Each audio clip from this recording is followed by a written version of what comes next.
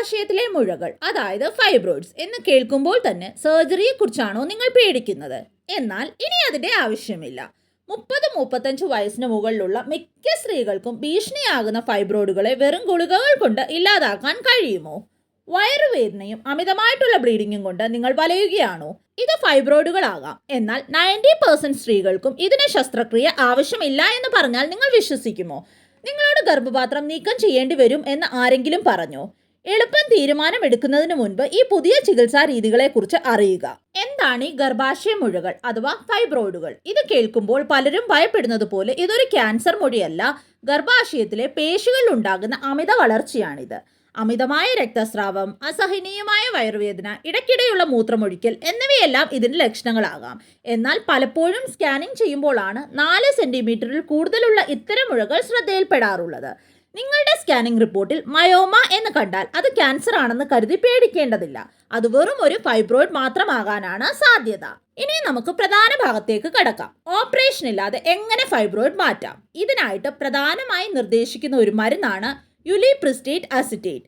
ഇതൊരു ഗുളിക രൂപത്തിലുള്ള ചികിത്സയാണ്. 3 മുതൽ 6 മാസം വരെ നീണ്ടു നിൽക്കുന്ന ഒരു കോഴ്സാണിത്. ഇത് ഉപയോഗിക്കുന്നതിലൂടെ മുഴകളുടെ വലിപ്പം 20 മുതൽ 60% വരെ കുറയ്ക്കാൻ സാധിക്കും. അമിതമായി രക്തം പോകുന്നത് വെറും 7 ദിവസത്തിനുള്ളിൽ നിർത്താൻ ഈ ഗുളികയ്ക്ക് സാധിക്കുമെന്നതാണ് ഏറ്റവും വലിയൊരു പ്രത്യേകത. ഗുളികകൾക്ക് പുറമെ മറ്റൊരു ഫലപ്രദമായ മാർഗമാണ് GnRH അഗോണിസ്റ്റ് ഇഞ്ചക്ഷനുകൾ. മാസത്തിൽ 1 എന്ന ക്രമത്തിലാണ് ഇത് സാധാരണയായിട്ട് നൽകുന്നത്. ശസ്ത്രക്രിയ ചെയ്യാൻ ഭയമുള്ളവർക്കോ അല്ലെങ്കിൽ ആരോഗ്യപരമായ കാരണങ്ങളാൽ പെട്ടെന്ന് ഓപ്പറേഷൻ ചെയ്യാൻ സാധിക്കാത്തവർക്കോ ഇത് വളരെ ഗുണകരമാണ്. ഓപ്പറേഷന് മുൻപായി മുഴയുടെ വലിപ്പം കുറച്ച് സർജറി എളുപ്പമാക്കാനും ഡോക്ടർമാർ ഇത് ഉപയോഗിക്കാറുണ്ട്. നിങ്ങൾ വിചാരിക്കുന്നുണ്ടാകും ഈ മരുന്നുകൾ മാത്രം മതി എന്ന്. പക്ഷേ ഈ ചികിത്സാ രീതികൾ ആർക്കൊക്കെയാണ് കൂടുതൽ അനുയോജ്യം എന്ന് നമുക്ക് നോക്കാം. ഇവിടെയാണ് വലിയൊരു സത്യം ഒളിഞ്ഞിരിക്കുന്നത്. ഈ മരുന്നുകൾ മുഴകളെ അലിയിച്ചു കളയുമെങ്കിലും മരുന്ന് നിർത്തിക്കഴിഞ്ഞാൽ ഇവ രണ്ടാമത് വീണ്ടും വളരാനുള്ള സാധ്യതയുണ്ട്. അതുകൊണ്ട് തന്നെ മെനോപോസ് അടുക്കാറായ സ്ത്രീകൾക്കാണ് ഈ ചികിത്സ ഏറ്റവും ഗുണകരം. കാരണം മെനോപോസിന് ശേഷം ഈ മുഴകൾ പ്രകൃതിദത്തമായി തന്നെ ചുരുങ്ങാൻ തുടങ്ങും. ആ സമയത്തേക്ക് ശസ്ത്രക്രിയ നീട്ടിവെക്കാനോ അല്ലെങ്കിൽ ഒഴിവാക്കാനോ ഈ മരുന്നുകൾ സഹായിക്കുന്നു. എല്ലാ ഫൈബ്രോയിഡുകൾക്കും മരുന്ന് മതിയാകില്ല. ചില പ്രത്യേക സാഹചര്യങ്ങളിൽ സർജറി തന്നെ വേണ്ടിവരും. അതുകൊണ്ട് നിങ്ങളുടെ റിപ്പോർട്ടുകൾ വിദഗ്ധരായ ഡോക്ടറെ കാണിച്ച് മാത്രം തീരുമാനമെടുക്കുക. ഗർഭപാത്രത്തിലെ മുഴകൾ മാറ്റാൻ ഇന്ന് ശസ്ത്രക്രിയ അല്ലാത്ത നിരവധി മാർഗങ്ങളുണ്ട്. നിങ്ങളുടെ പേടി മാറ്റുക എന്നതാണ് ആദ്യത്തെ ചികിത്സ. ഫൈബ്രോയിഡുകൾ ക്യാൻസർ അല്ല എന്നത് ആശ്വാസകരമാണ്. പക്ഷേ അവ നിങ്ങളുടെ ജീവിതത്തിലെ സന്തോഷം കെടുത്താൻ നിങ്ങൾ അനുവദിക്കരുത്. 4 സെന്റിമീറ്ററിൽ കുറവുള്ള മുഴകളെ നമ്മൾ അവഗണിക്കാറുണ്ടെങ്കിലും അവ ഭാവിയിൽ വലിയ പ്രശ്നങ്ങൾ ഉണ്ടാക്കാം. ശസ്ത്രക്രിയയില്ലാതെ മാറ്റാൻ കഴിയുന്ന ഘട്ടത്തിൽ തന്നെ ചികിത്സ തുടങ്ങാൻ നിങ്ങൾ തയ്യാറാണോ? വൈകുന്തോറും നിങ്ങളുടെ മുന്നിലുള്ള വഴികൾ അടഞ്ഞു പോയേക്കാം. മരുന്നുകൾ കൊണ്ട് മിറാക്കിൾ സംഭവിക്കുമെങ്കിലും ഒരു വലിയ സത്യം നിങ്ങൾ അറിയണം. ഇവയെ ഉപയോഗിക്കുമ്പോൾ മുഴകൾ അപ്രത്യക്ഷമാകുമെങ്കിലും മരുന്ന് നിർത്തിക്കഴിഞ്ഞാൽ അവ വീണ്ടും വളരാനുള്ള സാധ്യത ഉള്ളതുകൊണ്ട് തന്നെ ആർക്കൊക്കെയാണ് മരുന്ന് മാത്രം മതിയാകുക, ആർക്കൊക്കെയാണ് ശസ്ത്രക്രിയ തന്നെ വേണ്ടി വരിക? ഈ രഹസ്യം അറിയാൻ നിങ്ങളുടെ സ്കാനിംഗ് റിപ്പോർട്ടിലെ വലിപ്പം മാത്രം നോക്കിയാൽ പോരാ. ഒരു എക്സ്പേർട്ട് ഗൈനക്കോളജിസ്റ്റിന്റെ അഭിപ്രായം എന്തായാലും നിങ്ങൾ തേടുക. അത് നിങ്ങൾ അവഗണിക്കാൻ പാടില്ല.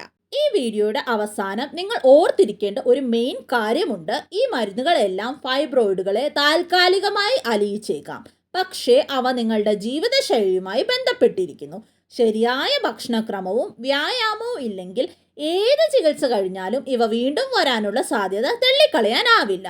മരുന്നുകൾ കൊണ്ട് മാത്രം മാറാത്ത ഫൈബ്രോയിഡുകൾക്ക് ശസ്ത്രക്രിയ തന്നെ വേണ്ടി വന്നേക്കാം. എന്നാൽ അതിനർത്ഥം മരുന്നുകൾ വെറുതെ ആയി എന്നല്ല. ഓപ്പറേഷന് മുൻപ് മരുന്നുകൾ ഉപയോഗിക്കുന്നത് സർജറി കൂടുതൽ എളുപ്പമാക്കാനും ഗർഭപാത്രം സുരക്ഷിതമായിട്ട് നിലനിർത്താനും സഹായിക്കും. നിങ്ങളുടെ ഡോക്ടറോട് ചോദിക്കേണ്ട അവസാനത്തെ ചോദ്യം ഇതാകട്ടെ: എൻ്റെ ഈ അവസ്ഥയിൽ ശസ്ത്രക്രിയ ഒഴിവാക്കാൻ 1% സാധ്യതയുണ്ടോ? ആ ഒരു ചോദ്യം ചിലപ്പോൾ നിങ്ങളുടെ ജീവിതം തന്നെ മാറ്റിയേക്കാം. ഭയം മാറ്റിവെക്കുക, അറിവ് നേടുക. കാരണം കൃത്യസമയത്ത് എടുക്കുന്ന ഒരു ചെറിയ തീരുമാനം വലിയൊരു ശസ്ത്രക്രിയയേക്കാൾ മൂല്യമുള്ളതാണ്.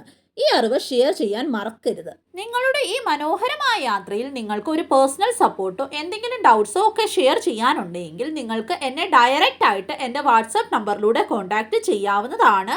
വാട്സപ്പ് നമ്പർ എങ്ങനെയാണ് എടുക്കേണ്ടതെന്ന് സ്ക്രീനിൽ ഞാൻ മെൻഷൻ ചെയ്തിട്ടുണ്ട്. അത് നോക്കിയിട്ട് വാട്സപ്പ് നമ്പർ എടുത്ത് നിങ്ങൾക്ക് എന്നോട് ഡയറക്റ്റ് തന്നെ വാട്സപ്പിലൂടെ കണക്റ്റ് ആകാവുന്നതാണ്. നമുക്ക് മറ്റൊരു മനോഹരമായ വീഡിയോയിലൂടെ വീണ്ടും വേഗം തന്നെ കാണാം. അതുവരേക്കും നിങ്ങളുടെ മനസ്സിനെ നിങ്ങൾ ഹാപ്പി ആയിട്ട് വെക്കുക. God bless you all dears. By.